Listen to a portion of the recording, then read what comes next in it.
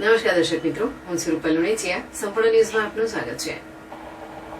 બનાસકાંઠા જિલ્લાના સરહદી પંથકમાં મોડી રાતથી વીજળીના કડાકા ભડાકા સાથે જોરદાર વરસાદ થયો હતો, જેમાં તાલુકામાં કરણાસર ગામે આકાશી વીજળી પડતા 3 પશુઓના મોત થયાનો બનાવ સામે આવ્યો છે. પશુઓના મોત થતા પરિવારમાં શોક સાથે પશુપાલનને ભારે નુકસાન થયું હતું. આજરોજ થરાદ પંથકમાં ધોધમાર વરસાદનું આગમન થયું હતું, ત્યારે થરાદના કરણાસર ગામે રહેતા ગગજીભાઈના ખેતરમાં બાંધેલ 2 પશુઓ પર વીજળી પડતા મોત થયું હતું, ત્યારે અન્ય પશુપાલક સુથાર મેઘજીભાઈને આકાશી વીજળી પડતા એક ભેંસનું મોત નીપજ્યું હતું. સરહદી વિસ્તારમાં ઘાસચારાના ભાવો આસમાને પહોંચી ગયા હતા, ત્યારે પણ પશુપાલકો પોતાના પશુધનને બચાવવાના પ્રયાસો કરતા હોય છે, ત્યારે અચાનક આવેલ આફત સામે લાચાર બની જાય છે. ખેડૂતની ભેંસ અને ગાયનું મોત થતા ખેડૂતને ભારે નુકસાન વેઠવું પડ્યું હતું, ત્યારે ખેડૂતના માથે આવેલ નુકસાન બાબતે સરકાર દ્વારા રાહત આપવામાં આવે તો ખેડૂતોને થોડા અંશે નુકસાનમાંથી રાહત મેળવી શકે છે. થરાદ તાલુકાના દોલતપુરા ગામે રહેતા ઘાંચી આદમભાઈના 2 પશુઓ પર વીજળી પડતા મોત થયું હતું.